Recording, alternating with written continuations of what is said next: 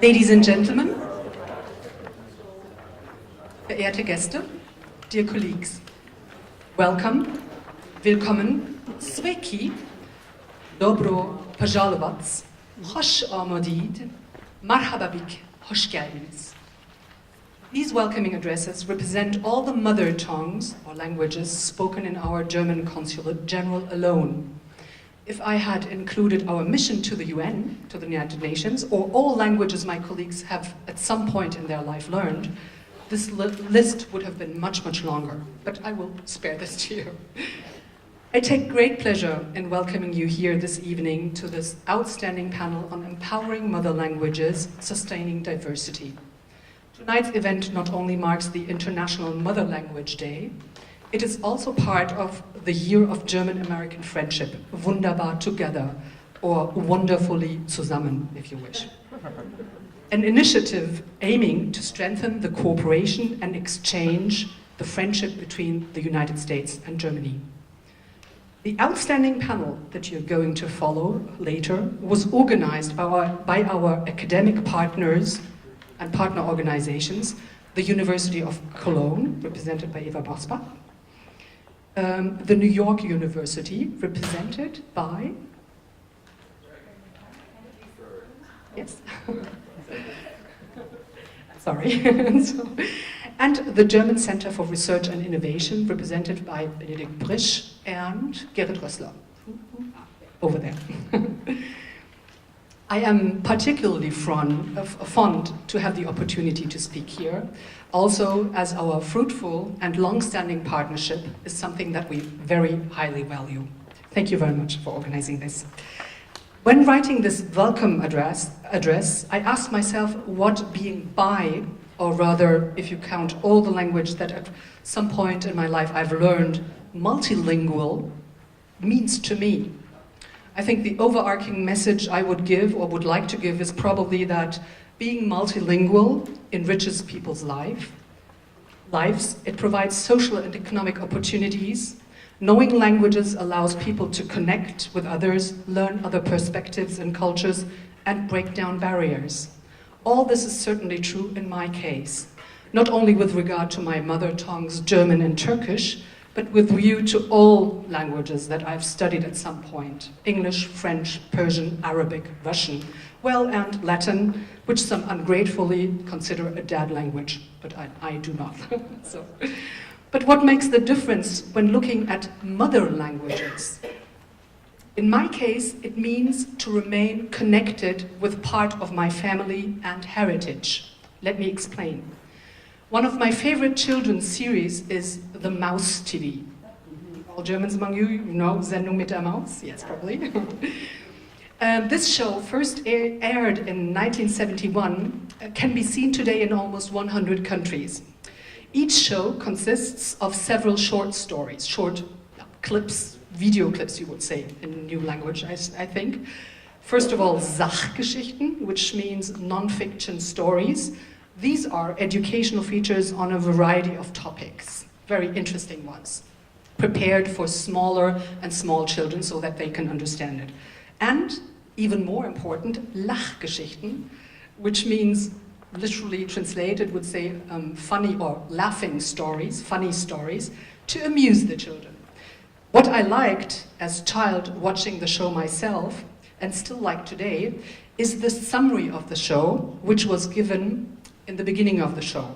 It was always in the same format. It was given firstly in German, and then in a foreign language, and very many foreign languages. And at the end of this summary given in this foreign language, a very funny voice would say, "Das war Norwegisch," or "Das war English," or "Das war Russisch," something like that. I like this very much because it was so funny to listen to all these different languages you could not understand at that time, but knowing what was said because the summary first was given in German. We enjoyed that very much being children, particularly as my friends were from Romania, Greece, England, Poland, and Spain. And each time when one of these languages would show up in the second summary, there was a lot of screaming and laughter because we could understand, or at least our friend would understand, what is being said. I'm telling you this because In this show, for the first time, I heard one of my mother languages, Turkish, spoken on a national German TV. In my childhood, usually Turkish and German meant two different and two separate worlds. And in this show, for the first time, these two separate worlds came together. And being a child, this meant to me that some separate languages became part of one world and began to complement each other. Because I understood, and later in my life, with growing older, I more understood that these two languages are part of the same life and not of two different and separate lives. And I think this is maybe the difference between looking at mother languages, what they mean, and all the, let's say, sentiment and feelings that are connected to them, and looking at languages that at some point, being in university or other places, you learn. Languages are the most powerful instruments of preserving and developing our tangible and intangible heritage. To promote mother tongues will not only serve to encourage diversity, it also will encourage to develop fuller awareness of cultural traditions throughout the world and throughout within a nation. It will inspire solidarity based on understanding, tolerance, and dialogue. At this point, let me play a little game with you to show you how languages play on the same mental frames, but also sometimes have very different ones. Sprichwörter, idioms. These, I think, are the most difficult things to learn in a foreign language. Usually, even in mother languages, and I can say that this is true for Turkish and German, there are some idioms or Sprichwörter in Turkish I could never translate into German, and the other way around, because they play in a different world. And let me test this. Maybe you are better in this than I am. A very simple word in German, or idiom, lieber den Spatz in der Hand als die Taube auf dem Dach. Literally translated, better a sparrow in the hand than a dove on the roof. What is the English expression for it? It's quite similar. Sorry? Yes, exactly. A bird in the hand is worth two in the bush. It is a similar idea and mental frame, I would say. So, another one that is easy. Gleiche Gemüter suchen sich. Literally, similar minds seek each other. What would that be in English? Yes, exactly. Great, yes, wonderful, wunderbar. So now let me give you a little challenge. We are now going to the Turkish English realm, which is a little bit more difficult. Çıkmayan candan ümit kesilmez. Is there anyone who knows Turkish here? Okay, literally translated, it means hope won't be cut from a soul that has not expired. Very complicated. What could that mean in English?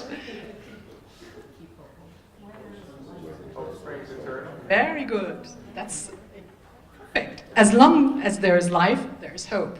Thank you. And the second one, which is even a little bit more tricky, zorla güzellik olmaz. Forced beauty won't do. What could that mean? Literal translation. I wouldn't have known that. I had to consult a dictionary. I'm sorry? No, we were just thinking now. Yeah, yes, think loudly. It has nothing to do with beauty, but it means it takes two to tango. Tricky, isn't it? With increased mobility and a more integrated global society and economy, of course, communities that once were more isolated or homogeneous or believed to be homogeneous are becoming diverse and plural.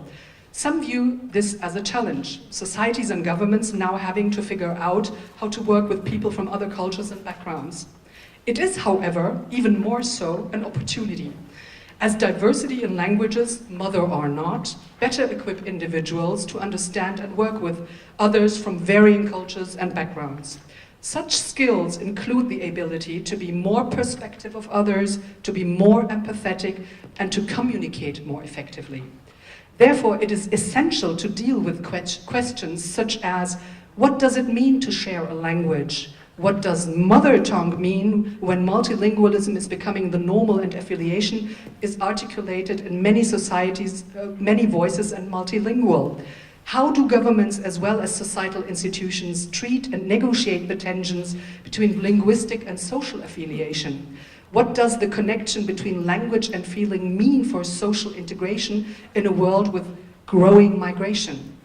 All these questions, and I'm sure that many of them will be touched upon in the panel, are important, I think, for modern, innovative, and future-looking societies. I, for my part, look forward to listening to the excellent panel participants gathered here tonight and wish us all an inspiring evening. Thank you.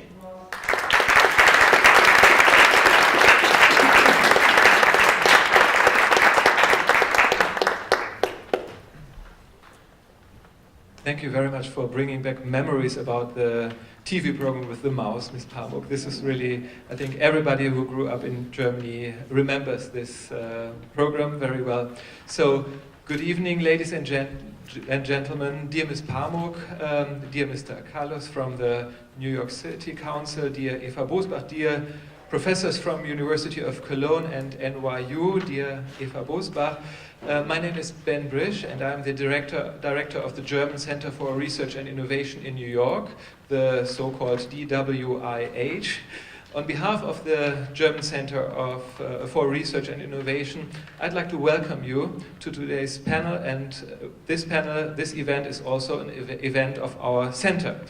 This event is co-sponsored by the University of Cologne, the NYU, and of course by the German Consulate General. Thank you very much for that. So the German Center for Research and Innovation, established in 2010, is funded by the German Foreign Office. We are very thankful for that, and it promotes innovation and collaboration between the United States and Germany by planning and hosting events focused on current topical issues in science and the humanities, what we have today, and by taking part in conferences, science fairs and career fairs around the US. The German Center for Research and Innovation in New York serves 18 supporting institutions, among them the big German science organizations that you may know, the German-American Chamber of Commerce, and last but not least, we have 8 New York offices of German universities, among them, of course, the University of Cologne. We are very happy that the University of Cologne frequently, like today, initiates panels, workshops, and other events within the activities of the German Center for Research and Innovation. Today's event is an excellent example for cooperation between German and American universities. We are very thankful to the University of Cologne, NYU, and the Consulate General that you made it possible. And I'd like also to thank my team, the staff of the DWIH. This is who made this possible and who worked very hard and tireless to prepare today's event. This is Jared Johnson, is he here? It's Luisa Krüger and of course Gerrit Rösler, the program officer of the center. The topic of the panel, Empowering Mother Languages, Sustaining Diversity, is very relevant in a more and more globalized world and with an increasing number of diverse societies. New York has been known for centuries as a city of countless nationalities and cultures and many languages being spoken by its citizens, of course. And I am an alumnus of the University of Cologne also, and I have seen the city of Cologne also become more and more diverse in recent years. I'm excited to see today we have a group of distinguished professors from Cologne and New York discussing the challenges and, I guess, the potentials that there are in today's more and more diverse and multilingual societies. On behalf of the German Center for Research and Innovation, I thank you for your attention and I wish you interesting discussions and an exciting evening. Thank you.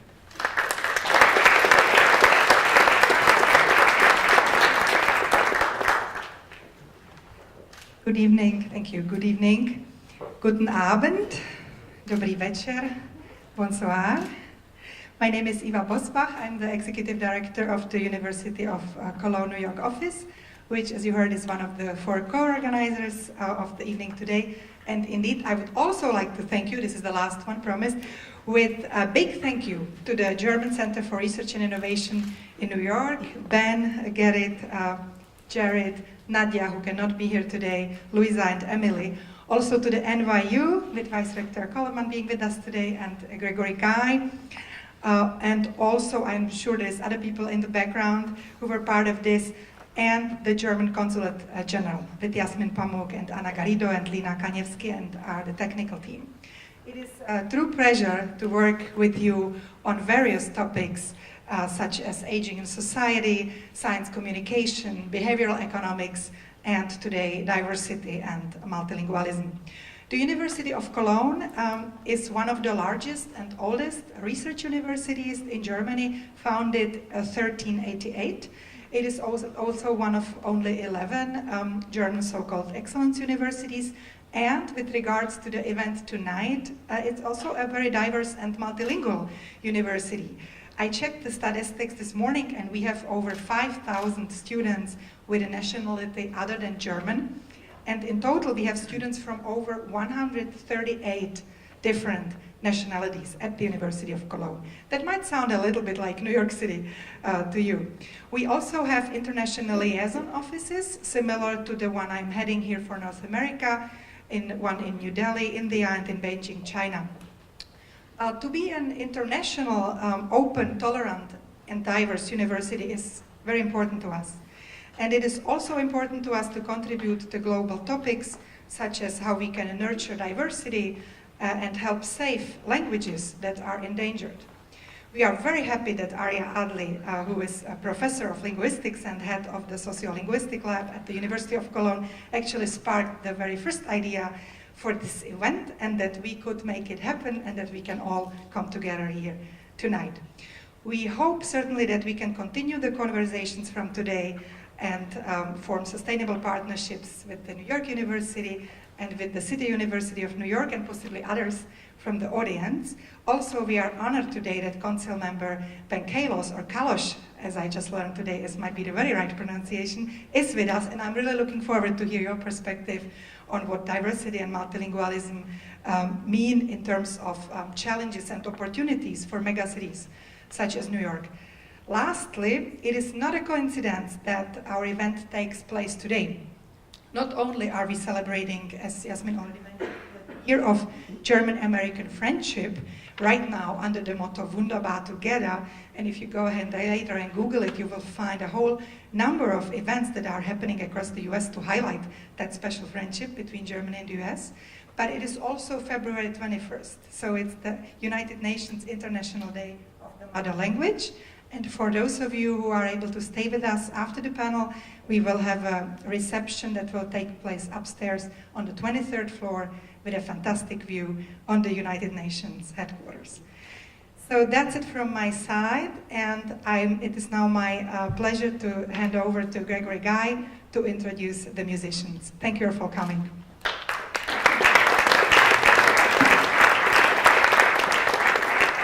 Welcome everyone, thank you for coming. We are here on International Mother Language Day, and this term is very well chosen. Our first languages are always the language of our mothers, our family, and our community. So they're associated with a lot more than just communicating information. The mother language is also the vehicle for love, for art and literature, and for music. And sustaining the vitality of a language means sustaining these things too. So we're very pleased to start tonight with a musical performance in a language that was once spoken by millions of New Yorkers, namely Yiddish. Benjamin and Raina Schechter are renowned for their music, performing, composing, and arranging, and they have performed all over the world. They are both native speakers of Yiddish. It is their mother language, and they are delighted and passionate about using it in their music, and through their music, contributing to the continued vitality of the language. They will start us off with one song, and then they will be back later in the program with some more music. Would you please welcome Benjamin and Raina Schechter.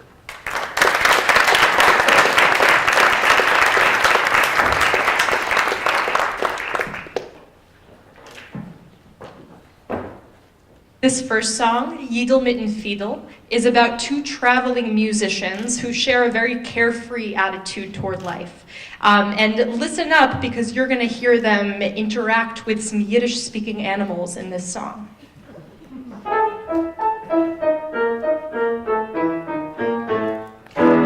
Eberfelder Wegen auf a Wogenhäng mit Seen in Wind in Regen fuhren Klezmer zwei. Ach Jiddisch, oi ach Jiddisch, sog wer seinen sei.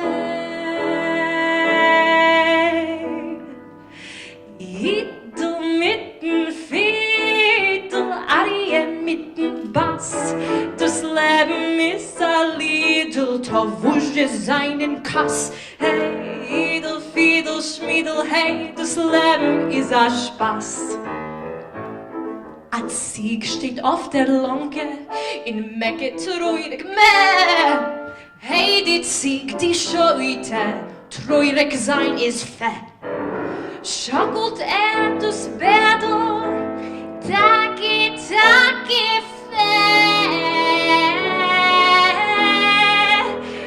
Yidel with his fiddle, Aria with his bass.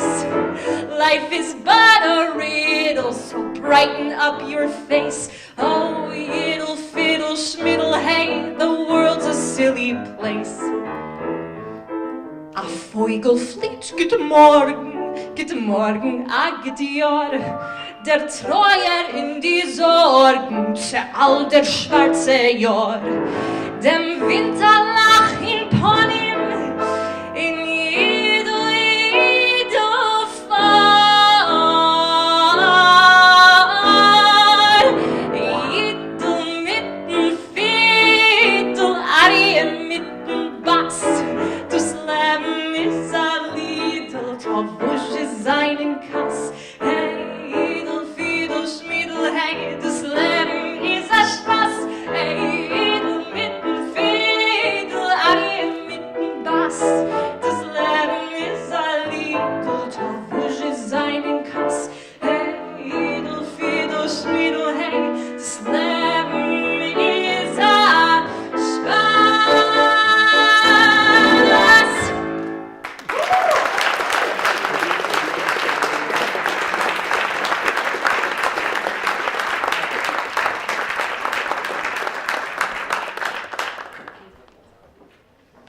Thank you so much for this musical contribution and for adding yet another voice to our panel on multilingualism and diversity tonight.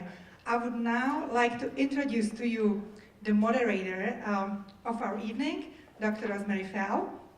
Rosemary is currently Wilbur Marvin Visiting Scholar at the David Rockefeller Center at Harvard University. And you can find further details about her impressive career together with the bios of the speakers and musicians in the handouts that we place on your chairs. Most of you who know Rosemary, though, know her from the Modern Language Association, where you were executive directors, I think, for 15 years. Could that be? For 15 years. What brought the two of us together, I would say about 12 years ago, yes, in 2007, was the Year of the Humanities in Germany, which was the 8th in the row of those years which Germany dedicated to different academic research areas. And yes, there was first the year of the physics and the life sciences and chemistry, but an official year of the humanities did come and was celebrated with many activities quite similar to the year of the German-American friendship that we are celebrating in the US this year. I was working on a paper back then for the BMBF, the German Federal Minister of Education and Research, on how the humanities and humanities scholars are doing in the USA. And I will never forget how you, Rosemary, basically recruited me to go lobbying with you and the Modern Language Association on the Capitol Hill to tell the politicians that there is something like the Year of the Humanities in Germany, and how humanities are especially important, which was true 12 years ago and is still true today in today's society. So Rosemary, it is my great pleasure that you can join us to moderate the evening tonight, and the floor is now yours.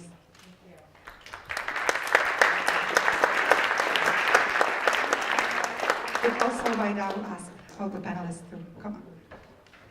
Good evening. It's a distinct pleasure to moderate this panel, a very diverse panel, not your usual academics only, and I look forward to a fruitful dialogue both with the panelists and then with you. Because you have the bios in front of you, I just want to point out the order of who is here. So to my right is Aria Adli, Professor of Linguistics at the University of Cologne. Next to him, Gregory Guy, Professor of Linguistics at NYU. And then we have Ofelia García, who is at the Graduate Center of CUNY. Lisa Coleman, Senior Vice President at NYU, and Councilman Ben Kallos, who is a City Council Member. So I'm going to start out by asking each of our panelists a question which they can take in any direction they want, and then we'll have some general questions and then turn it over to you. So I'm going to start in order, so with Aria. So why don't you just take the general notion of the challenges and opportunities when we think about diversity and multilingualism in whatever perspective you wish.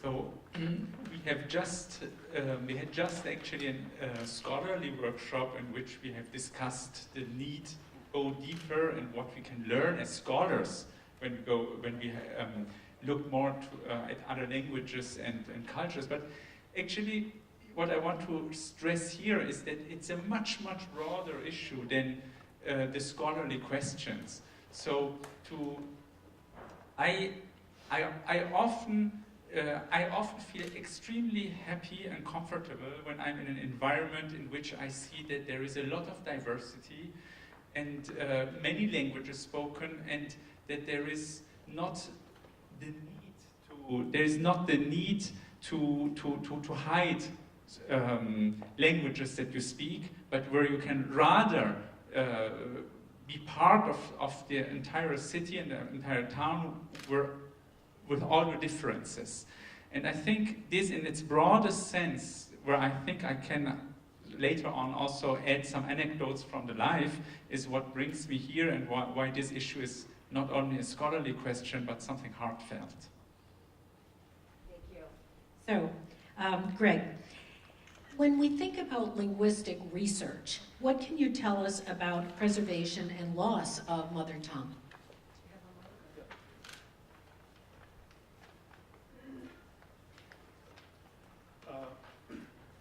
I think that the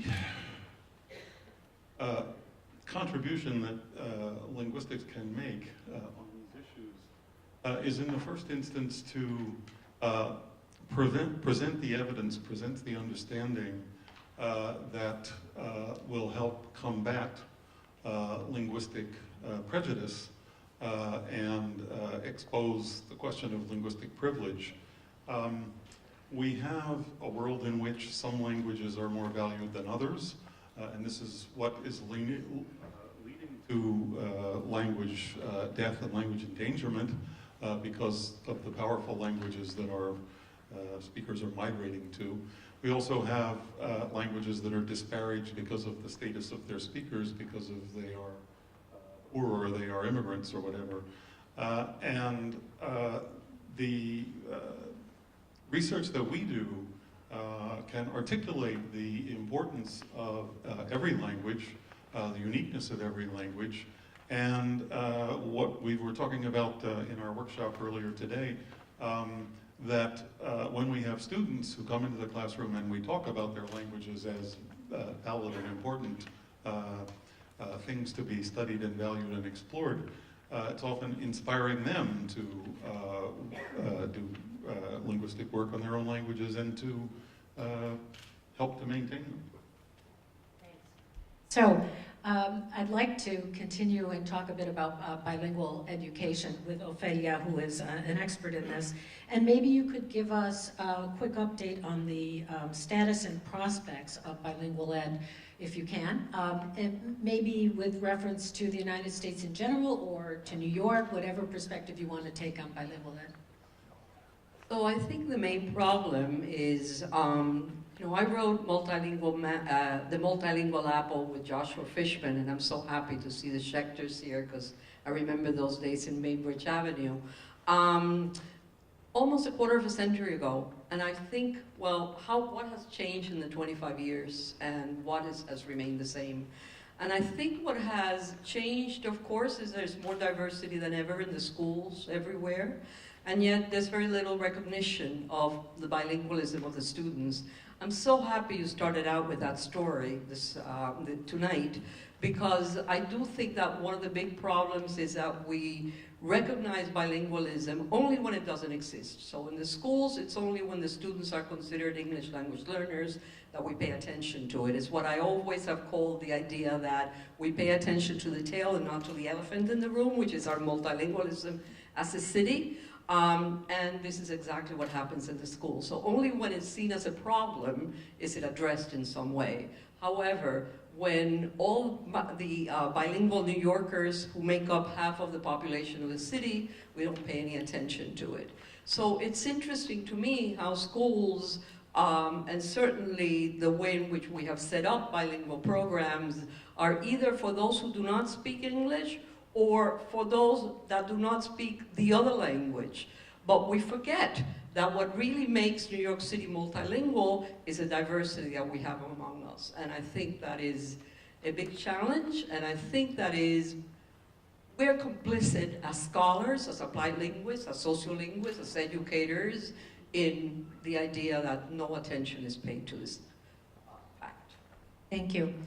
I wanted Lisa to, since NYU is such a diverse, multilingual, multi-ethnic community, both in New York and internationally, I wanted to ask you how, in your role, or how in general, this kind of diversity and linguistic inclusion might be happening on the diverse campuses that you are overseeing and thinking about. Thank you very much. It's a pleasure to be here with you all.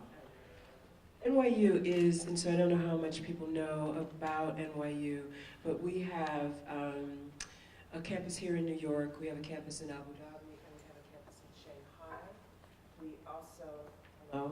We also have 11 other sites across Europe and places like Sydney, etc. Another 13 sites in other locations, just to give you an example of sort of where we're located. And then within our language study program, we teach over 50 languages in that program. And then we have another program where we actually bring students together with, and many colleges and universities do this, where they have some sort of program where they bring students and faculty and or administrators together on a weekly basis to have language experimentation and think about how we learn across languages. And this is really important for NYU because we really want to encourage our students to actually learn other languages and be fluent. But I also wanted to just underscore this because I think this is crucial to something that we believe wholeheartedly, and it piggybacks on some of the comments that have already been made. Diversity and linguistic diversity is crucial to innovation. And when we think about where we're headed with the new workforce, new economies, thinking about robotics, data science, whenever we think about the new workforce, what we know is that's about innovation. And we also know that what feeds innovation is diversity. And without diversity, innovation does not thrive. And that includes multilingualism. And so part of what my role is I'm the Senior Vice President for Diversity, Inclusion, and Innovation. And it's crucial that that marriage is there. And I think when we're thinking about language, we should also be thinking about how cognitively that's important in terms of how it influences particularly students and how it helps them to think better, stronger, and faster in those spaces of innovation. Good points, and also from your mouth to businesses' ears as far as innovation and languages are concerned. Absolutely. I'll just say this. This is also when we think about the business case, and we've been doing a lot of work with thinking about where our students will be employed, and that's multi-sectored, right? So that's businesses, banks, and also arts industries. And so really thinking about this connection between diversity, linguistics, and where we're headed as a globally interconnected nations. We'll get to the elephant in the room since we started with the tale about English in a minute, but let's turn to our councilman, Ben Kallos, who, as a city councilman, you have obviously been involved in education policy, and so I'm wondering if you could clue us in a little bit about what the city does as far as multilingualism and diversity in the schools. First, I just want to thank you for having me here to be on a panel with such distinguished guests. To the audience, there is so much happening in this city right now for you to be here. Thank you. New York City has over 800 spoken languages. We are the most linguistically diverse city in the world, or at least so says our research here. And as was mentioned, half of households have a language other than English being spoken, and it may be more than one language. And in my home, I think we have 3 languages. I'm in English and Hebrew, my wife is English and Russian, and who knows what my daughter is speaking. She's 1 and she's still figuring out different words. So sometimes we think she's saying English, Russian, or Hebrew, or something she just made up. But that being said, in our public schools, we have 3 different programs, as was alluded to. We've rebranded our English as a second language to English as a new language for English language learners. We have a transitional program where both English and a transitional language are available in the classroom. And one of the ways that we've been trying to market campuses is with dual language programs, predominantly in Spanish, French, Chinese, and our last chancellor, Carmen Farina, was very enthusiastic anytime a community might come with a different language, such as Urdu or something where the community had come to the school and said, this is a dual language program we are interested in. And that being said, I think we are headed in perhaps the right direction, but I think one piece I want to not to be too grounded in reality, and one of my goals in government is to do something, it's a bad word, evidence-based, it's bad 2 words, we don't like to say those words in American government, but connecting academics with the governance and how we make policy. But when I look at the schools in New York City, they are more segregated today than they were when the Supreme Court struck down segregation under Brown versus Board of Education. And that comes with linguistic segregation. I represent both the Upper East Side and East Harlem. And I will say that different parts of my district have very different racial components, very different linguistic components, and it also has to do with how cities are being planned. It's to do with how folks are being educated. I will give one specific place that is very unique, and I don't think there's anything place like it in the world. It's actually where I met Eva Bosbach, which was on Roosevelt Island. It's this island of 14,000 people, and I hear every language being spoken there. It has the most diverse place in my district, and it's just an exception. When I go to the public school on the island, PSIS 217, I get to see basically the children of people who are at the United Nations. And so that is one unique place, which is perhaps just because of its proximity. You can literally see the UN over here. You can actually probably, if you look out the window, see Roosevelt Island. And I hope you do, because it is an amazing place. And if you're visiting or you're not, please visit Roosevelt Island.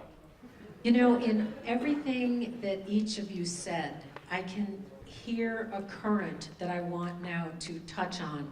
I heard it in linguistic applications, I heard it in politics, I heard it in what hasn't changed, I heard it in the elephant tail, I heard it in dealing with campuses and languages in this wide panorama of NYU.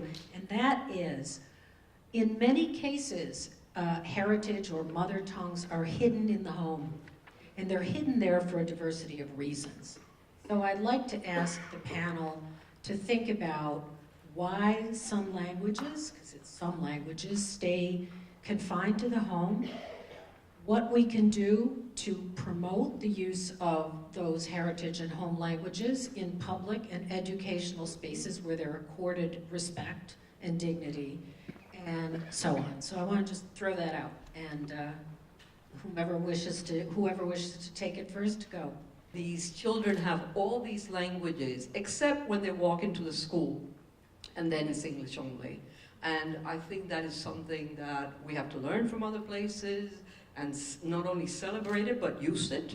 It's one thing to say, oh, it's so great for you to speak other languages, but not here in this classroom. In this classroom, we only do English.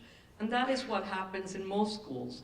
And I'm so happy you represent both the Upper East Side and East Harlem, because as you know, there are probably more dual language bilingual schools in the Upper East Side than in East Harlem, where the population speaks Spanish 80%, right? So there is something going on about not recognizing the resources, the linguistic resources that we have in the city among our minoritized communities that need to be taken out from the place where they're hidden to the street and to the public. Anyone else on the panel? Well, since we are here an international place where we also represent parts of the German society, I want to report something that I hear there often when I listen to the media and read newspapers, namely when it comes to cities that are growing increasingly international. You hear often a very common, sometimes tiring debate, namely a lot of people who seem to be afraid of the fact that there are some neighborhoods where they say people don't speak, there are not enough people who speak German, right? And whenever I hear such opinions, I'm actually very puzzled, because you could say exactly the opposite claim. You could say how wonderful, there is a neighborhood where you can actually have a window to the world, where you can learn so much, right? And you can do that. And this is something where I think it's changing now. So these are the positive signals that I'm taking.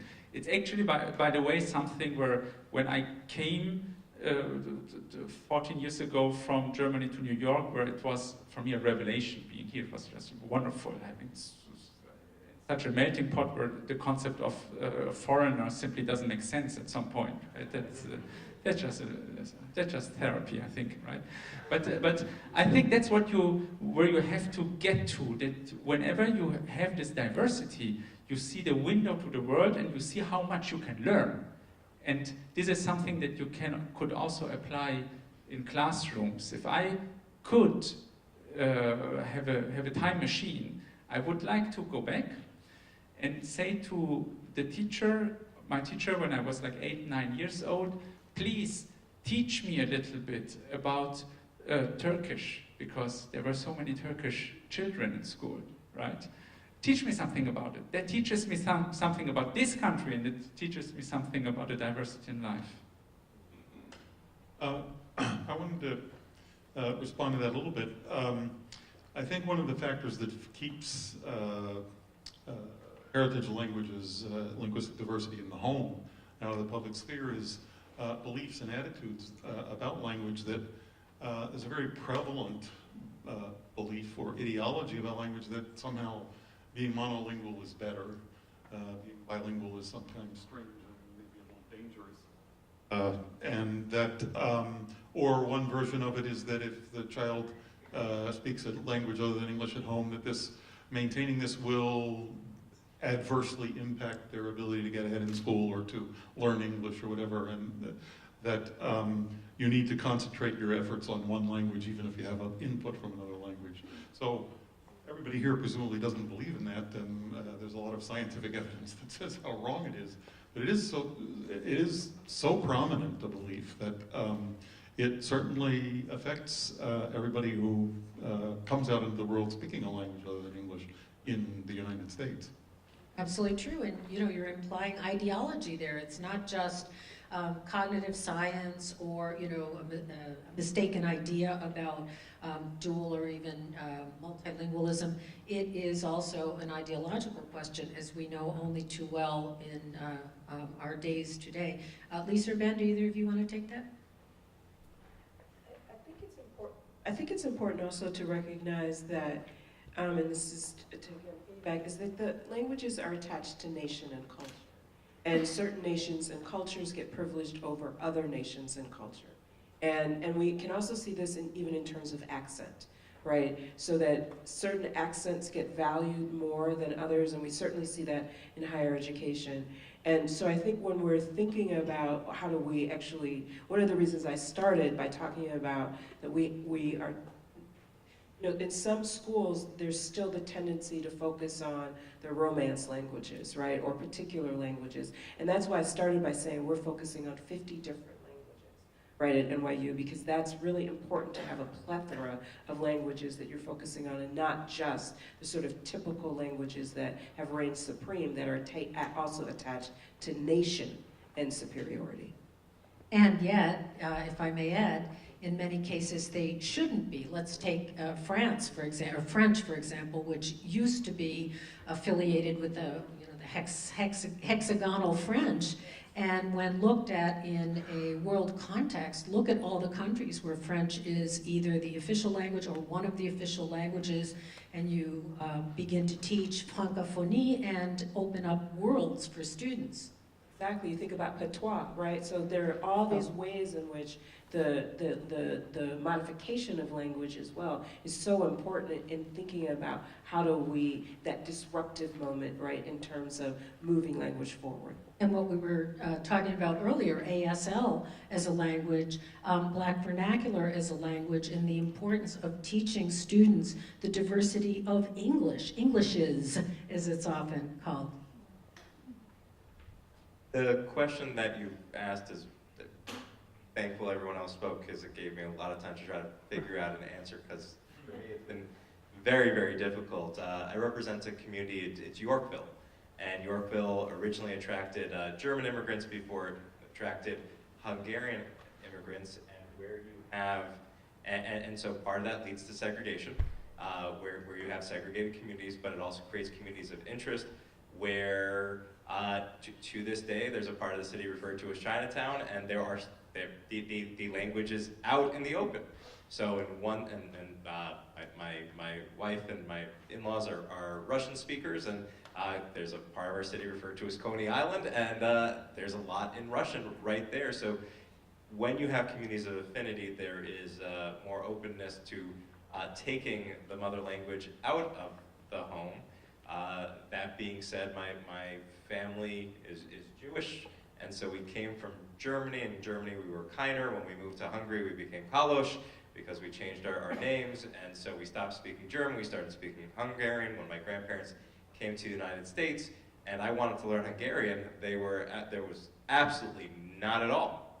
But at the same time, I think one of the other places where languages do come in is at the Greek Orthodox school in my district. They teach Greek, and you have children who are not Greek but are Greek Orthodox learning Greek, and I imagine that I was encouraged to learn Hebrew. It was very highly valued. My grandparents were very proud that I spoke Hebrew, but not that, and proud also that I didn't speak Hungarian, and so, and part of that was they had lost their accents, and so, at least within my religious background and my culture, there's a trend towards assimilation. And then you also have this German area of Yorkville on the Upper East Side, which has been gentrified to the point where we've lost almost every single cultural touchstone in the community. So many of you have also brought up the question of English, and when heritage languages are in the schools, being the students being labeled English language learners, which is not a good thing, by the way, in general, for the students. But I want to return to the question, I called it the elephant in the room, of English.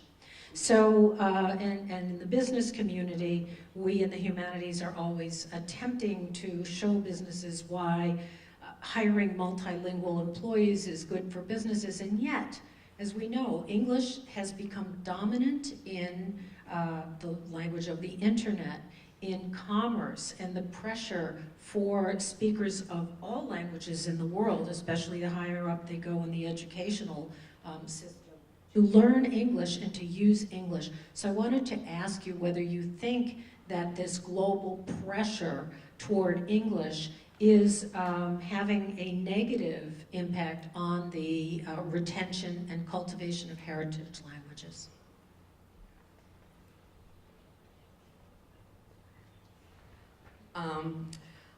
I think that we cannot avoid, I'm sorry if I'm offending anybody, but we cannot avoid the spread of English. I think it's the here, right?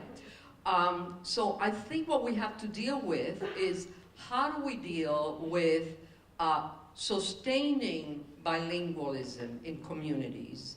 And you know, I choose my words carefully. I don't say maintaining, even though Joshua Fishman taught me to talk about language maintenance and language shift. I don't talk about language maintenance. I talk about language sustainability, because just like anything else in life, you are part of an ecology, and whether we like it or not, English is in the air, like a mother told me one day. And when English is in the air, you're going to have to deal with it, and it's going to have some effect in the language of the home even, you know, because we are not going to maintain that language in the way that it was spoken back in Mexico and back in Germany. Our children are growing up bilingual, and because they're growing up bilingual and they have to develop this bilingual identity that you were talking about, they're not German and Americans, they're German Americans, whether we like it or not. So we have to think of the ecology in which you're living if we really want to sustain bilingualism and promote multilingualism in the world. We have to deal with this, and this is something that I see that Yasemin Pamuk and Dirk Order from the Basque Country are here, and this is something that I've said there, that we have to protect minoritized languages, but we cannot isolate people. People are living in this global world, and our children are living in the internet, and there is more presence of bilingualism in the internet, but it's not solely in one language or solely in the other. So we have to deal with it, and I think we have to adapt.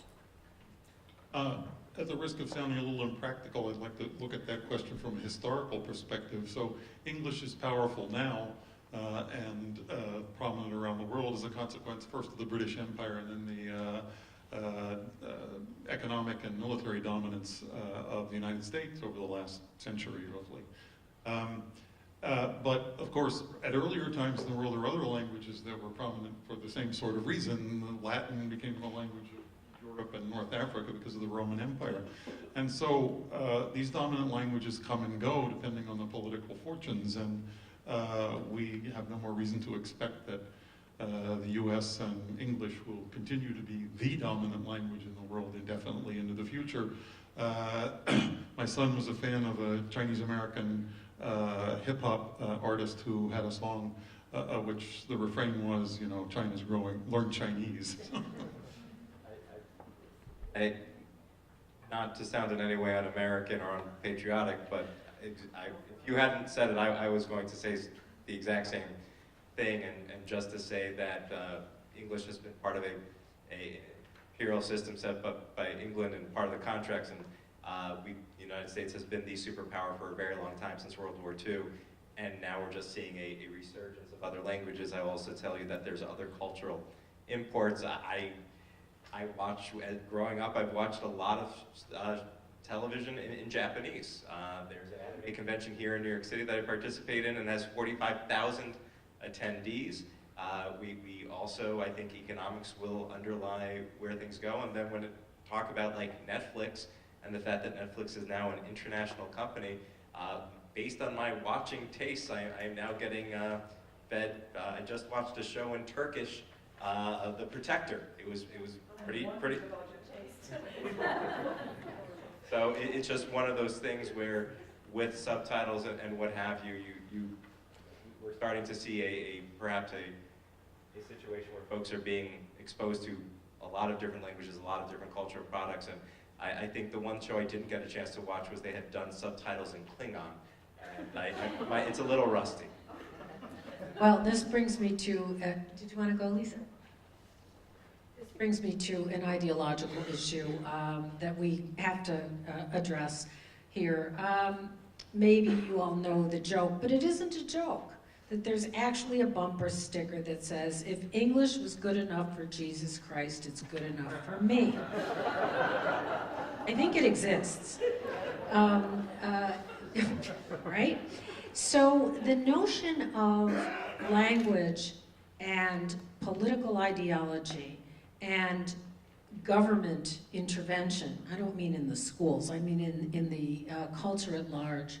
So I'd like us to think about the wall, the proposed wall at the Mexican border, the repression, I know everybody goes, the repression of Spanish language coupled with the demonization of people of Central American, South American descent who are, and Caribbean, who are often people of color, to think about those issues as they relate to language. I know that these are hard issues, but I don't know how we can talk about heritage language, mother tongue, without right now speaking about this moment in the United States. Not to mention some of the comments about countries depicted as, well, shitholes, because they are filled with poor people and people of color. I mean, we have to talk about this, so talk about it.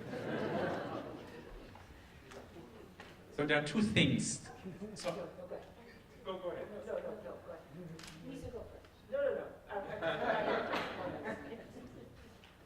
Thank you. So there are two things that come to my mind. One is, luckily, I think that whoever these guys are who are talking about such a concept of a wall, they simply will not succeed because they are ignoring also facts and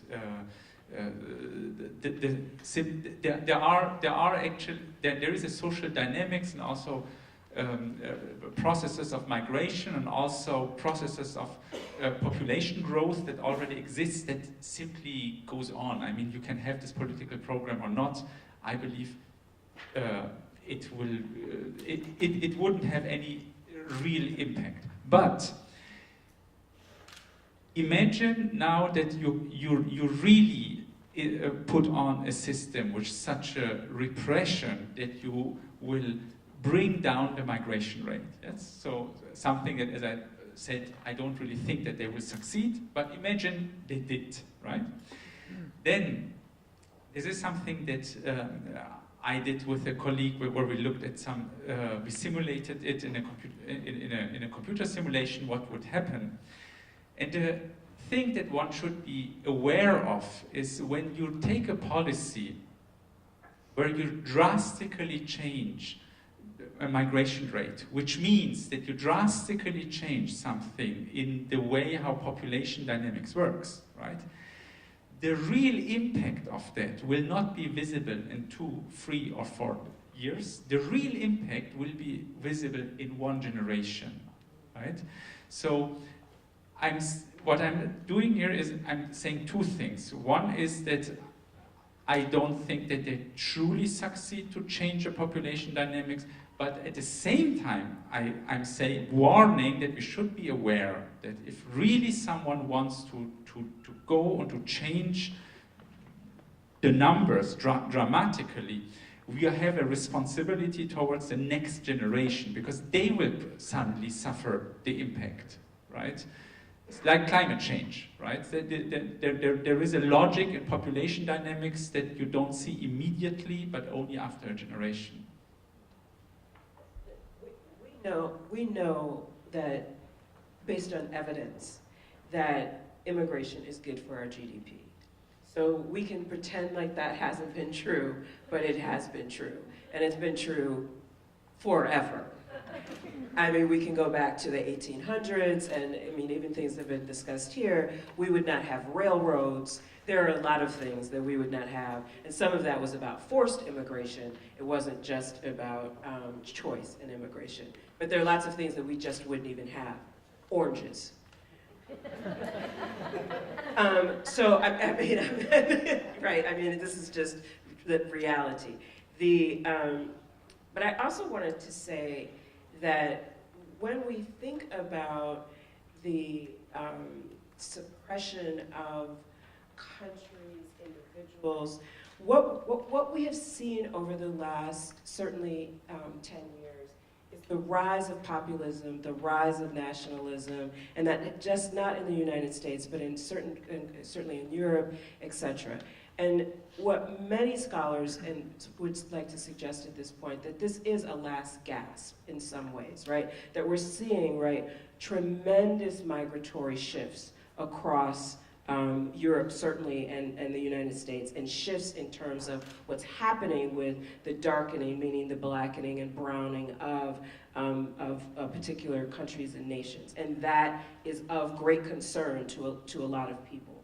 And so we're seeing a lot of this sort of rise of a particular kind of nationalism.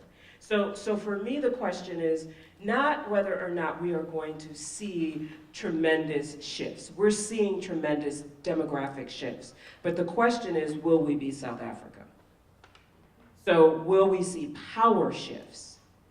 And so that's what I'm interested in talking about, right? Because we will see demographic shifts. In other words, we will see people of color growing in numbers in the US, in Europe, etc. But what we might not see is the shift of power.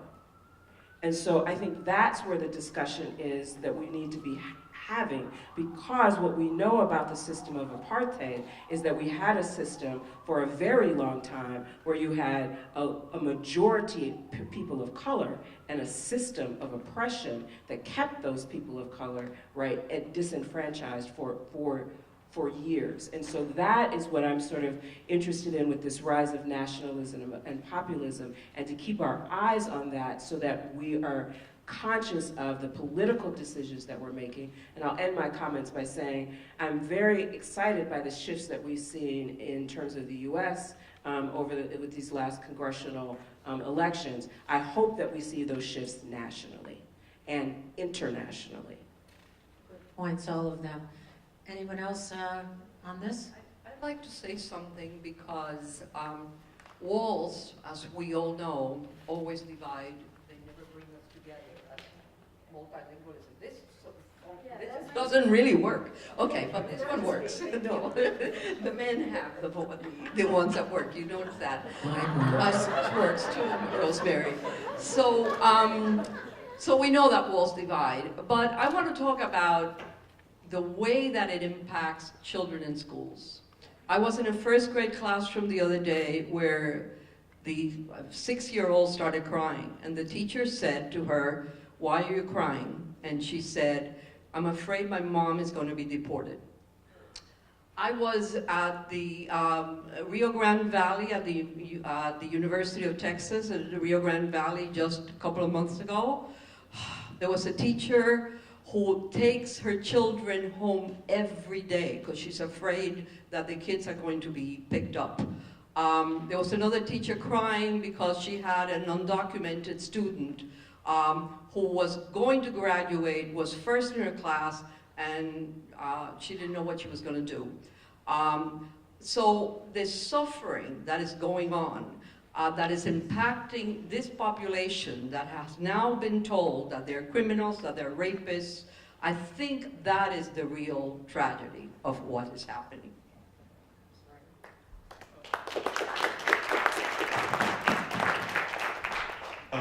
The linguistic subtext of building the wall is the same as that bumper sticker you were talking about, that to be really American means you speak English, that's by definition.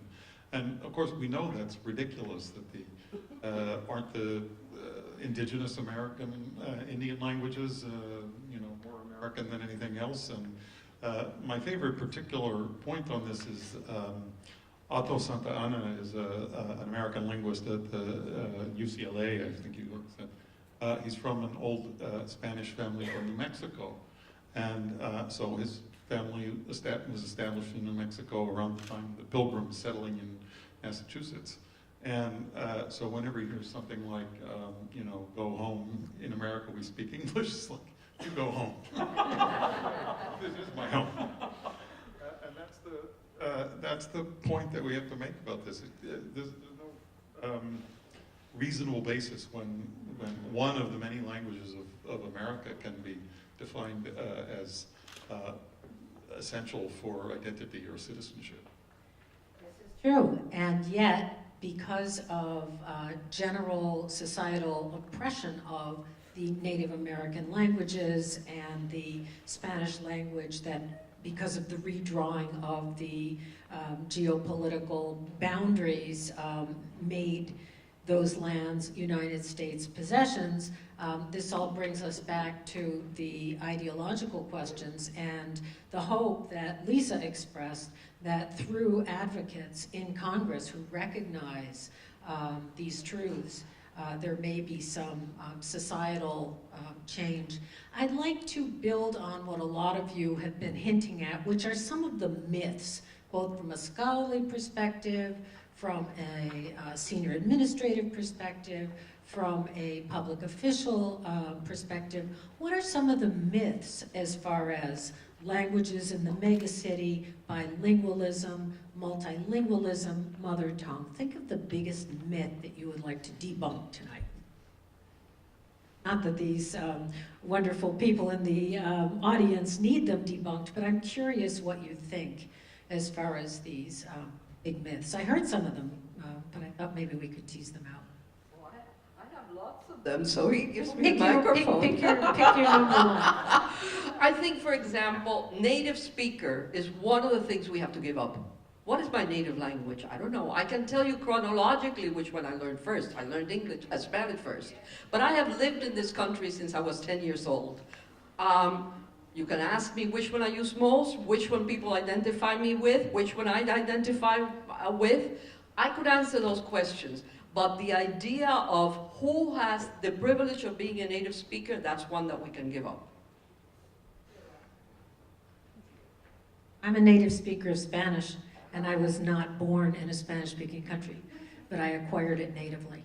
And no one can tell when I speak Spanish that I'm not a native speaker. So is that a native language? I mean, what is it? Yeah. I'm an adopted speaker of Portuguese.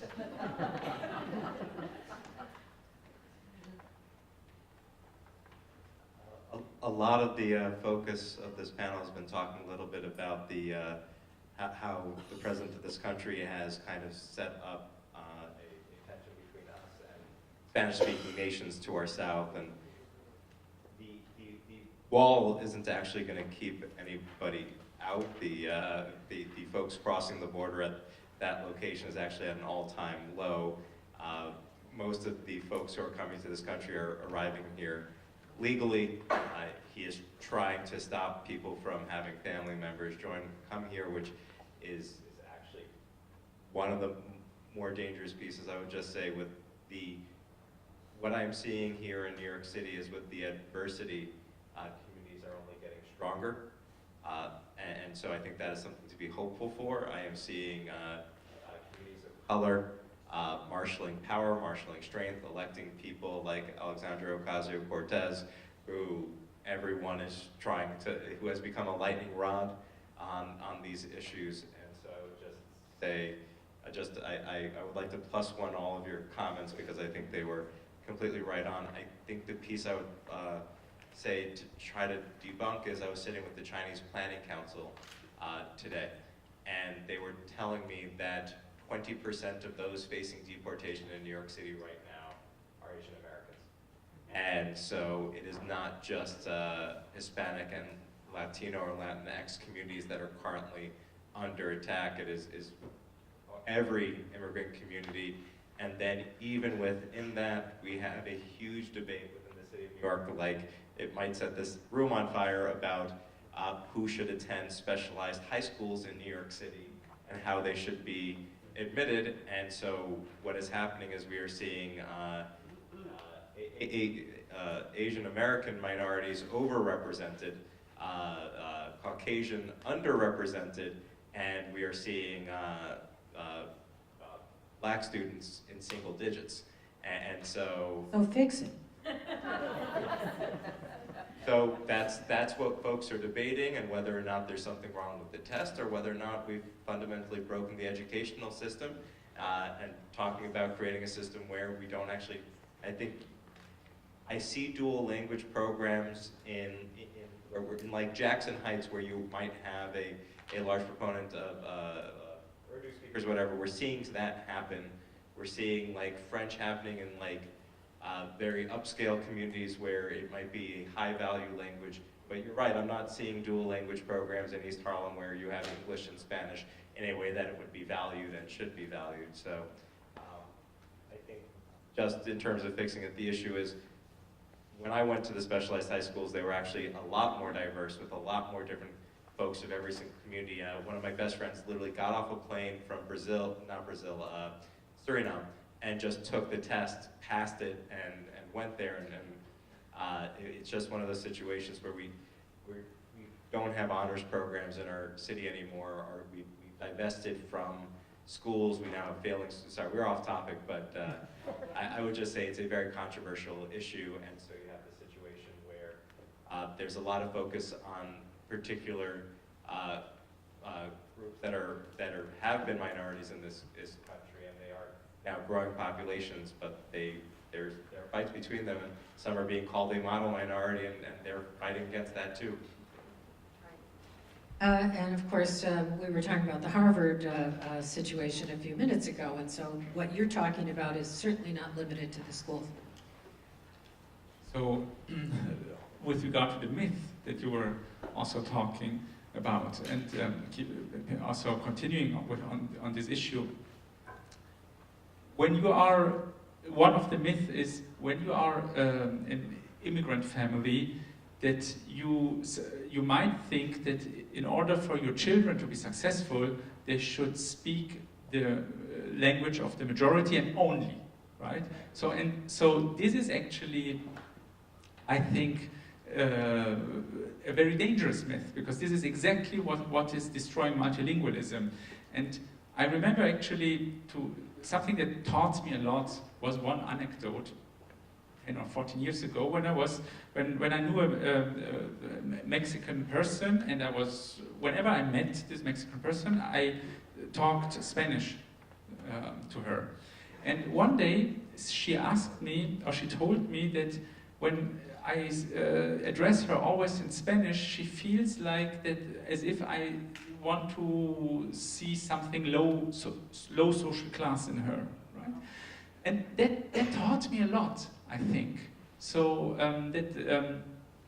and talking about coming back to the wall, I don't think that this idea of the wall, well, maybe I'm still among the optimists, will really change something in a population, but there where it can change something is that it gives such a bad prestige to a language that the more and more families of immigrants start actually to believe that in order for their children to be successful, they should really hide the other language and be English only. And so maybe the damage will not be done actually, the effect will not be at the border, but the effect will be actually with the population that is already here. I'd say just one thing on that point. I think the myth that I would like to attack on with respect to language and education is that bilingual education is only for the benefit of the linguistic minorities.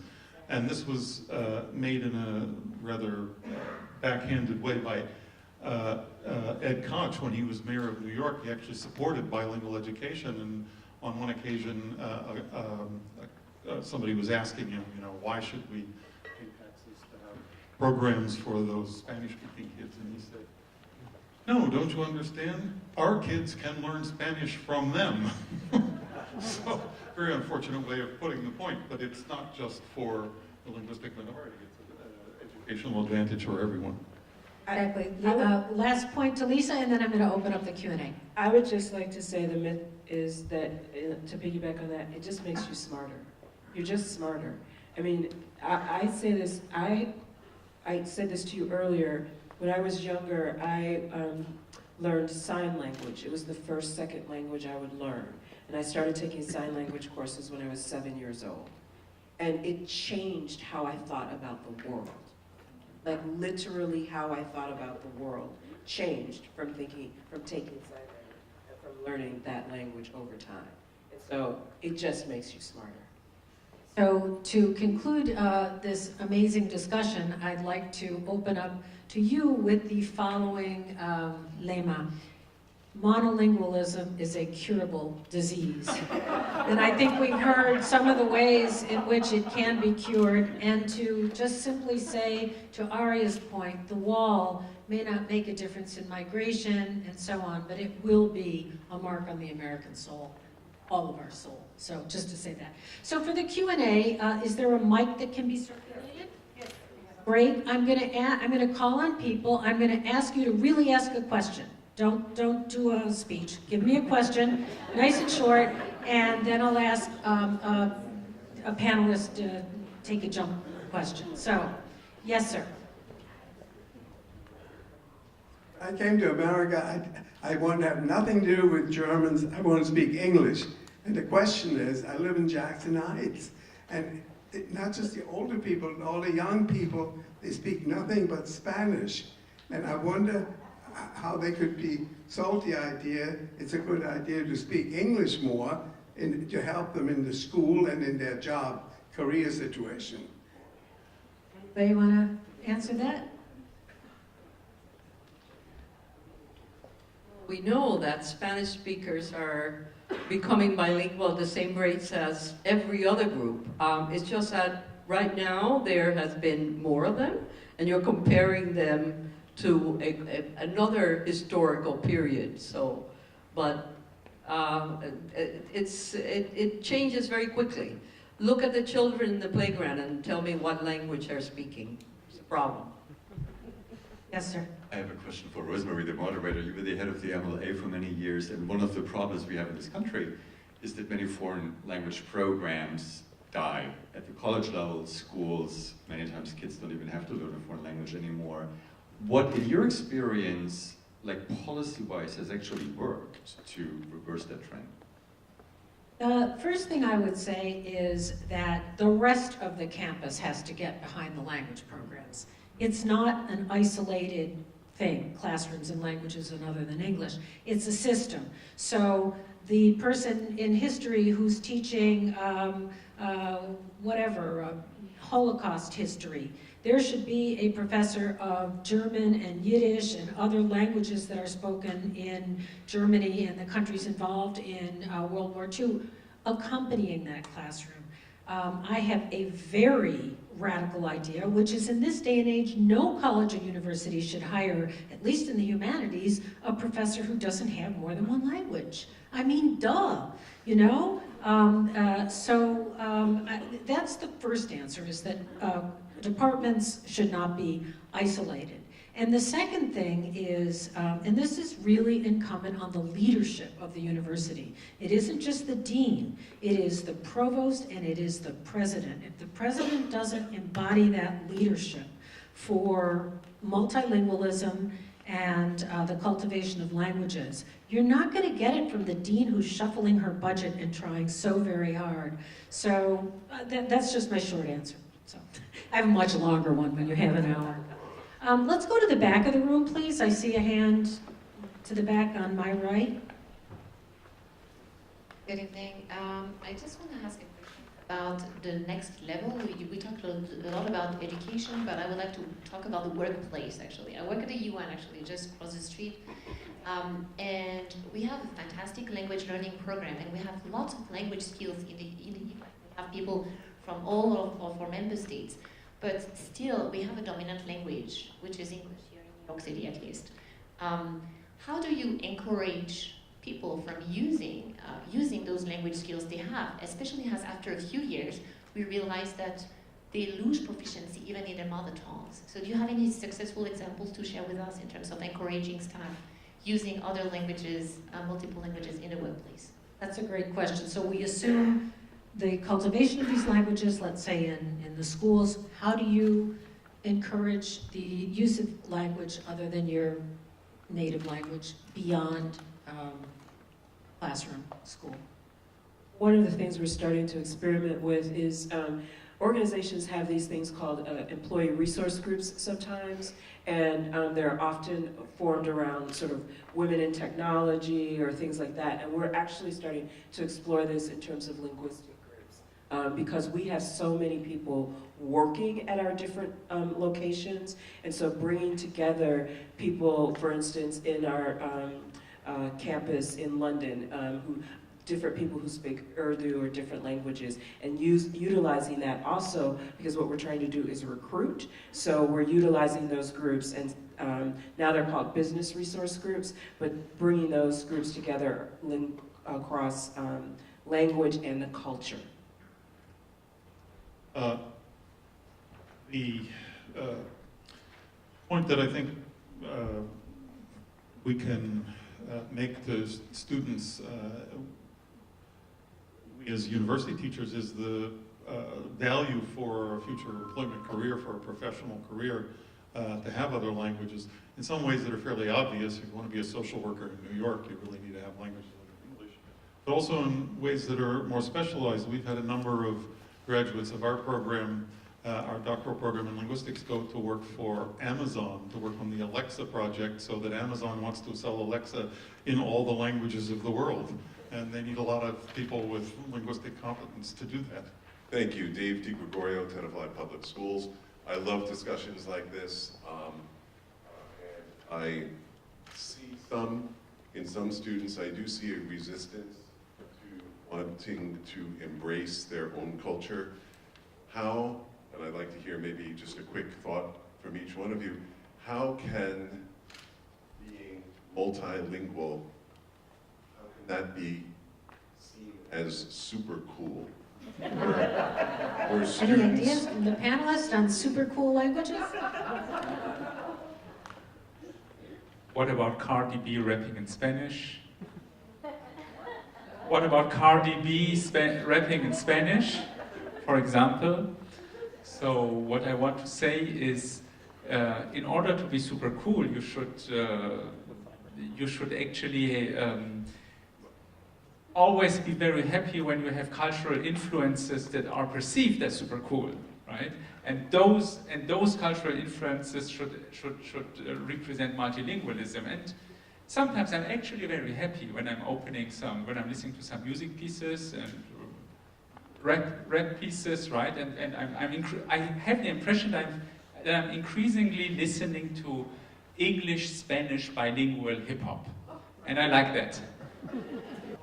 Let me just say that the concept of music, to have more perspectives on your question, we saw a big, when I say we, I mean they, the Modern Language Association, since I'm not directing it anymore, there was a big increase noted in the study of Korean, around Korean pop music and film.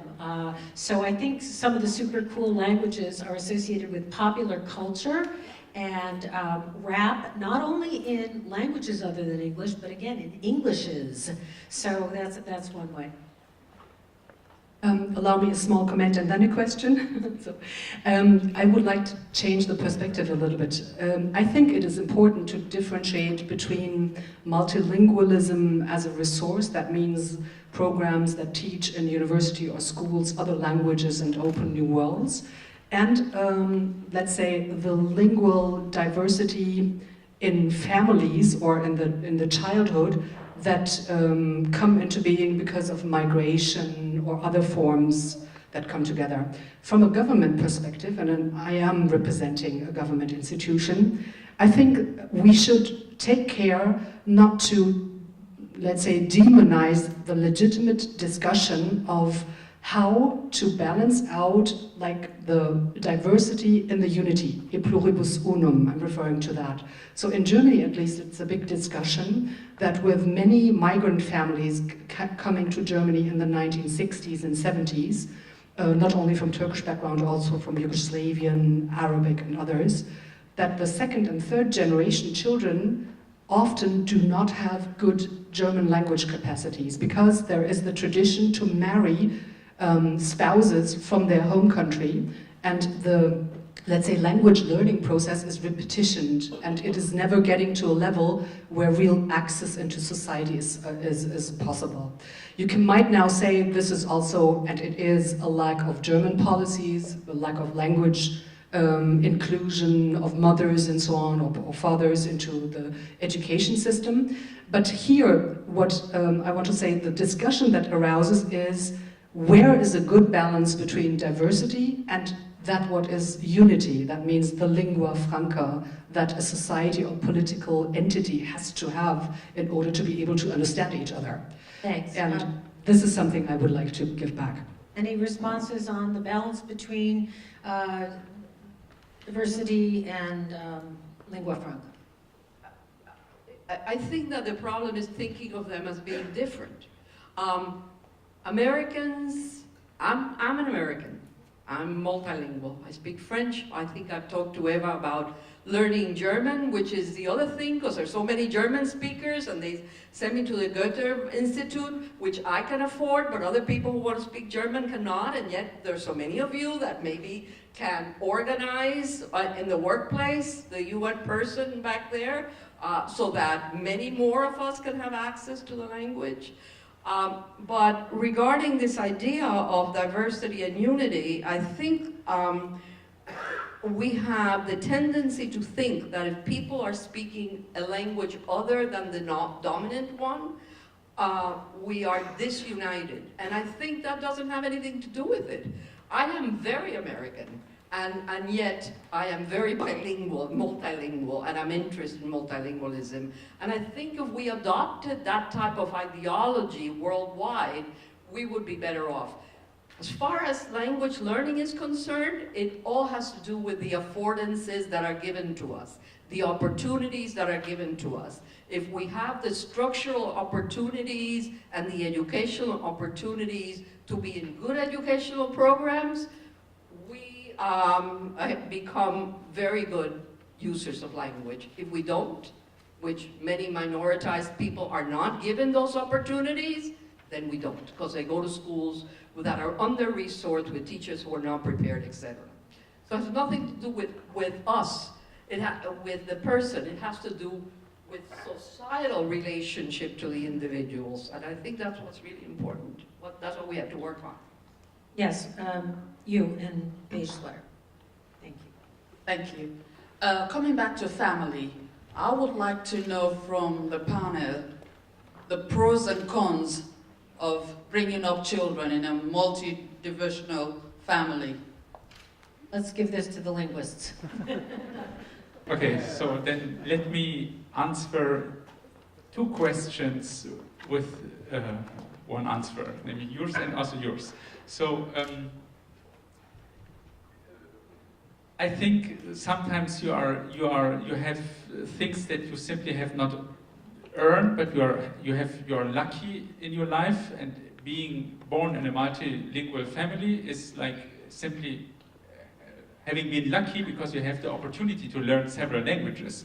So simplest message to the parents, try to teach all languages that you can to your children. And if I can add something to this point of the balance.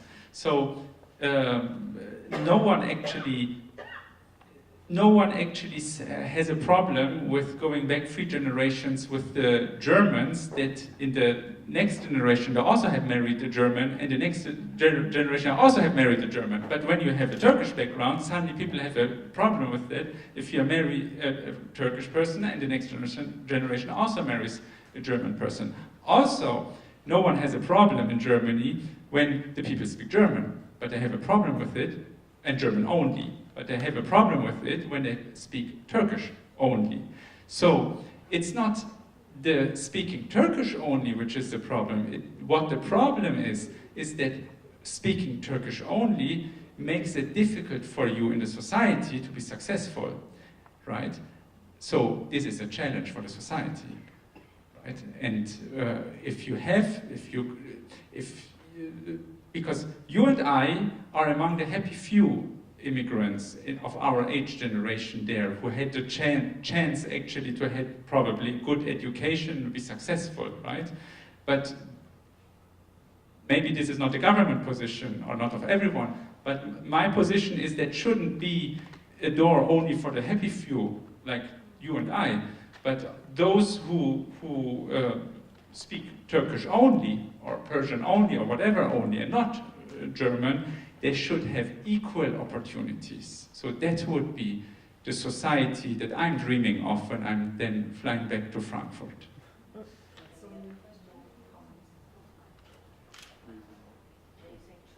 Yes,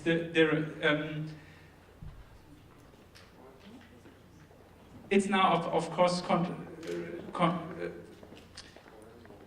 personally, I can only actually plead for teaching all languages that you have in your family to your children, right? So if you have, of course, German and Turkish, then please transmit both to your children. Right. Maybe, I don't know if you can speak, Greg, to the myth of teaching more than one language to young children and the code switching as a negative myth. The research in this shows there's a cognitive advantage to growing up bilingual. It's good for your mental health and your mental agility to know more than one language. So the idea that you're helping the kids by not doing that is mistaken. Now, often you'll get a lot of pushback from the kids if their peers are mostly speaking the dominant language. They might resist, but parents have a lot of authority in the household and can require certain linguistic performance.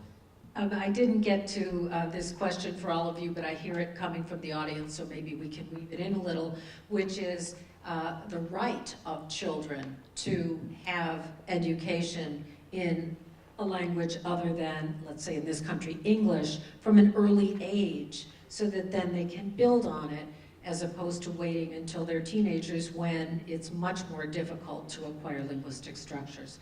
More questions? So I'm actually a professor in a bilingual teacher education program, and we had a meeting yesterday where we are trying to do a roadmap, and so I'm going to ask you a question.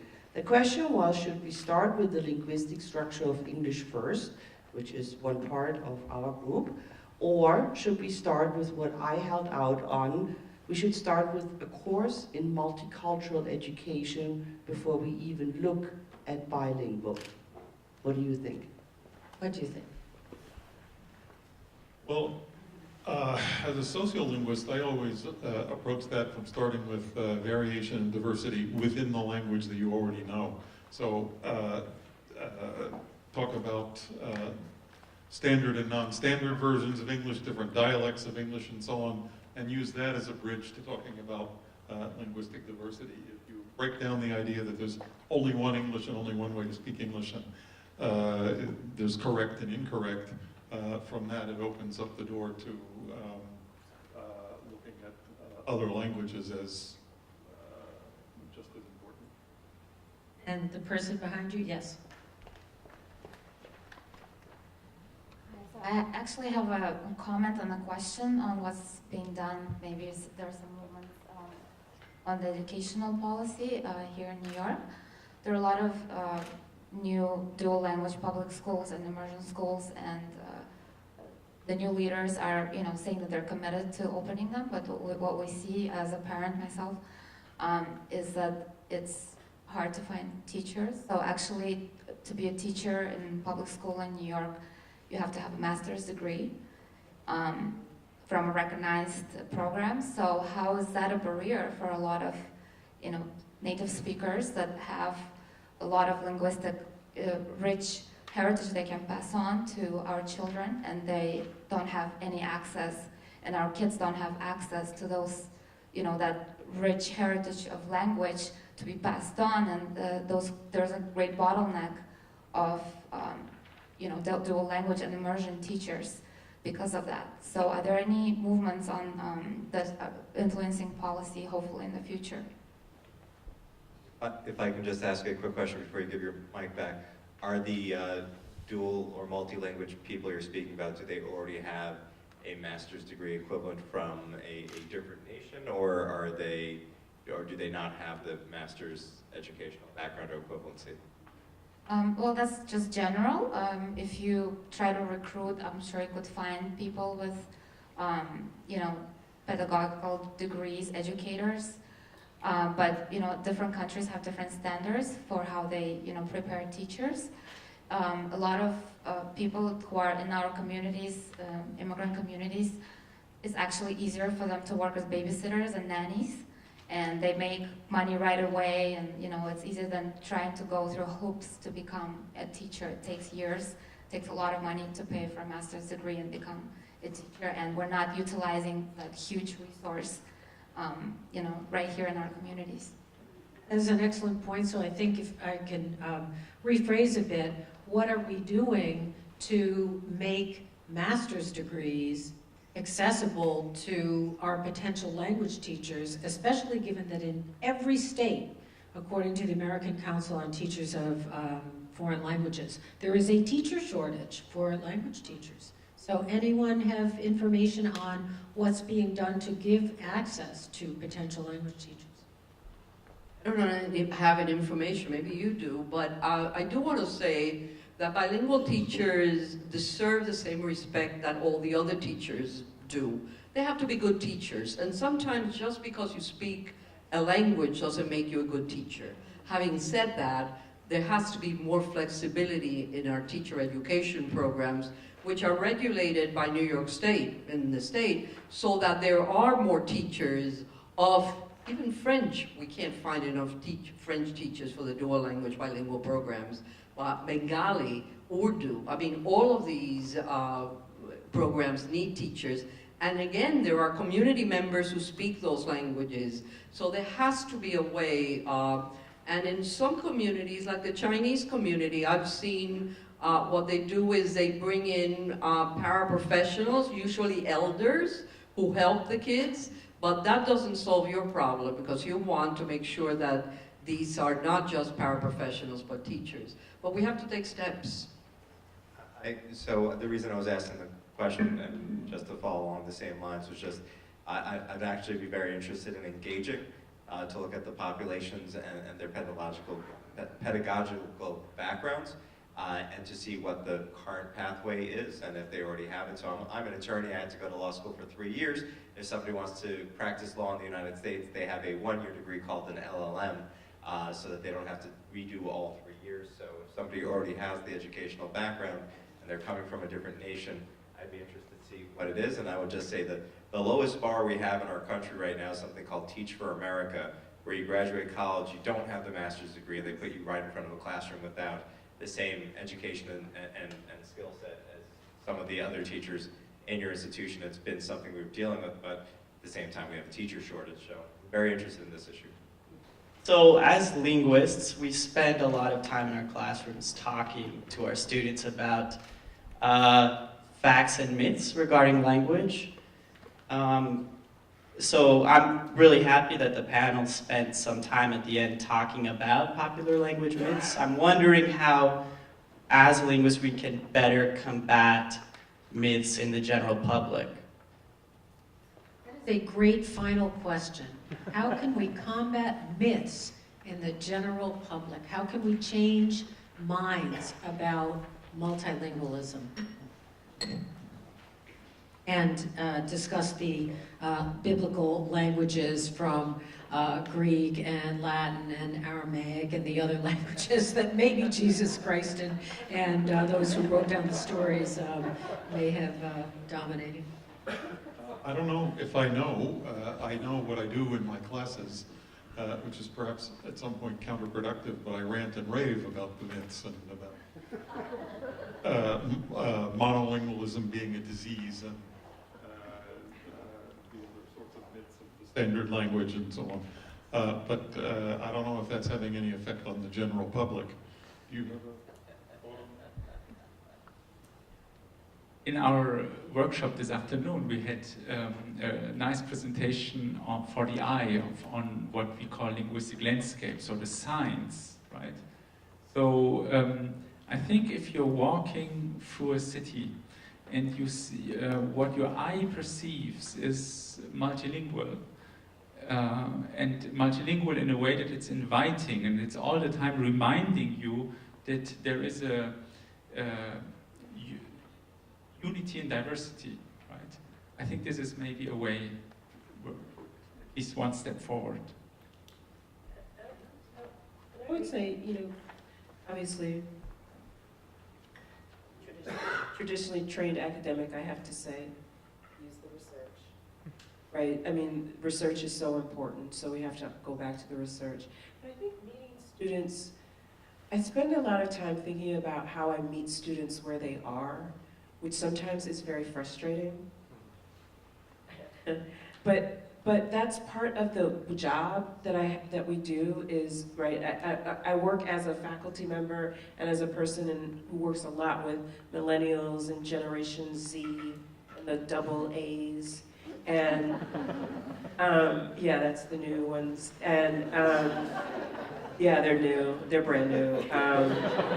And so I think a lot about how do we meet them where they are and what sort of new things. And so that's why even earlier I talked a little bit about virtual reality and technologies and where we're headed toward the future. So I think if we were thinking about multilingualism and bilingualism, how are we marrying that to the future and to the future things that our future generations are interested in? If I can leap off of the future, one of the challenges that we're dealing with in New York City, and I think when you talk about monolingualism and multilingualism, one of the issues becomes if you want to interact with the society that you live in, historically it's been learn the language or not, and if it's not, you're not going to be able to interact with the police, you're not going to be in criminal justice situations, you're not going to have access to benefits, you're not going to be able to interact with government. So in New York City, on the 26th, there's an election. Going back to 1965, we have a Voting Rights Act that says there's 7 voting rights languages here in New York City, which goes from English, Spanish, Chinese, Bengali, Russian, and I'm bad because I'm forgetting 2 of them, Korean and Japanese. There's one other, we'll get it. But anyway, so we already have, but when we say we've done 7 and maybe pat ourselves on the back, there's 800 out there. And so the promise of technology, and we actually just had a hearing on the 311 system. It's very unique in New York City. If you have a problem, you pick up the phone, you dial 311, and somebody will take an index of your problem. So one of the questions we were dealing with, and I have a background in computer science like you, is we now use an IBM technology called Watson to screen the call. And so we're getting closer and closer to a place where whether it's Alexa or Siri or whomever, there's natural language recognition and being able to route somebody to the right person who can speak that same language. And for me, being in the future, I deal with a lot of land use issues. I was arguing with the city plan about how to build the buildings of certain heights, and I found myself on French websites using Google Translate and reading original manuscripts from Le Corbusier. And so that is the kind of piece, and I guess the other piece, there's a question I wanted to ask about like how to make languages cool. And I wouldn't know cool if it hit me in the face. I've never been the cool kid. But what I will say is the other kids who I thought were cool were the ones who used their multiculturalism, their multilingualism, to give me access to a part of the world that I would never, ever have access to otherwise. Japanese animation is now very easily accessible. It gets subtitled almost the same day. But back in my day, you needed a friend who could translate for you. Also, I'm a big foodie, and I do my multiculturalism by exploring food, and I've had friends who are able to bring me to their cultural food and share their culture through that food and share dishes I've never had before and are more authentic than what you can get in a regular restaurant. And in my schools throughout my district, we have international dinners where you have families, parents, and students who are all running around tasting each other's food and getting excited about each other's multiculturalism and multilingualism. So I do think multiculturalism is a way for kids to access language as well. Cool. Rapidito. I'm going to say muy rápido that to dispel myths, scholars can do it, even policymakers can do it, families can do it. And someone asked before about families and super cool. Unless families start telling their kids that it's super cool to be multilingual, I tell my grandchild that every day, there is no way that we're going to dispel the myths. So within the community.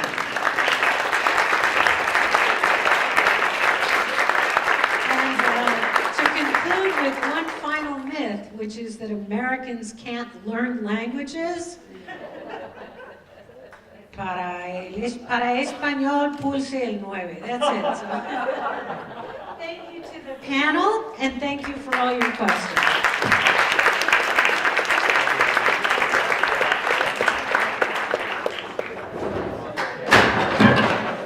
Please don't go yet.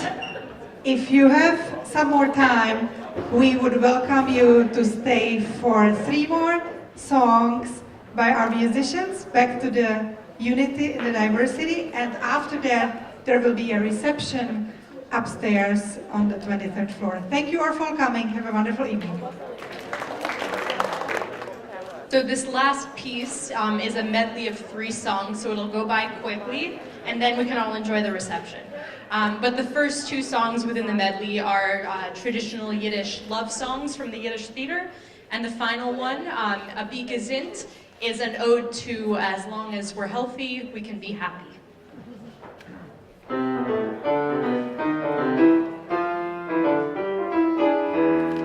Sag es mir noch einmal, oi, sag es mir noch einmal, weil ich bin gern zu hören, die schöne Werte von dir. Tell me those words again, oh, oh, oh, tell me those words again. They make me feel good and real good, there's nothing I'd rather hear.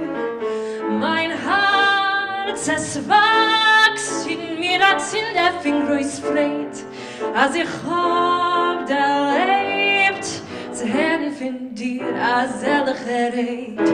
Sag es mir noch einmal, oi, sag es mir noch einmal, oi, nechumele, nechumele, sag es mir noch einmal.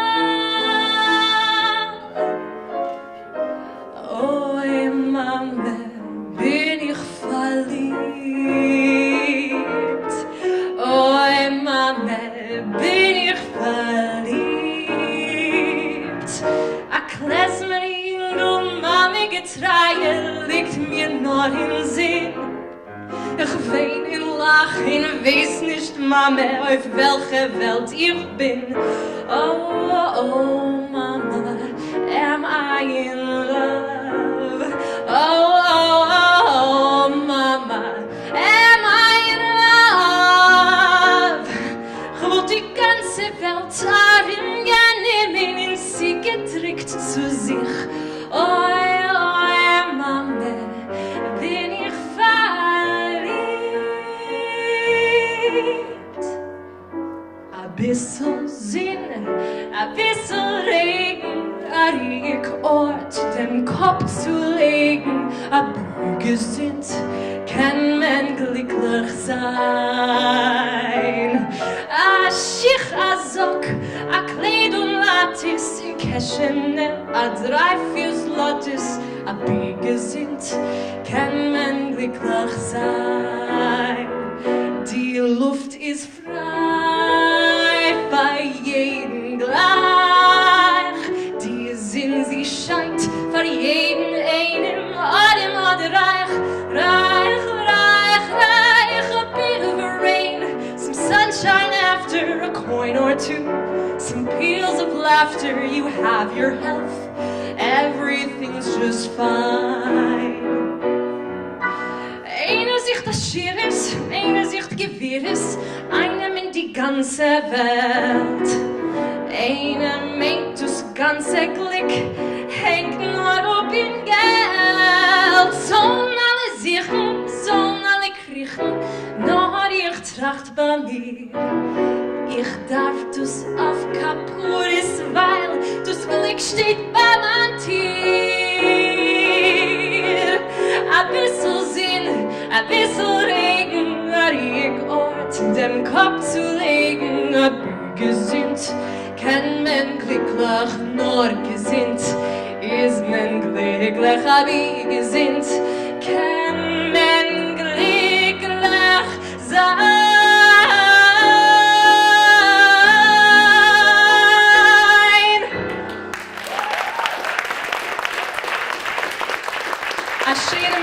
Thank you very much.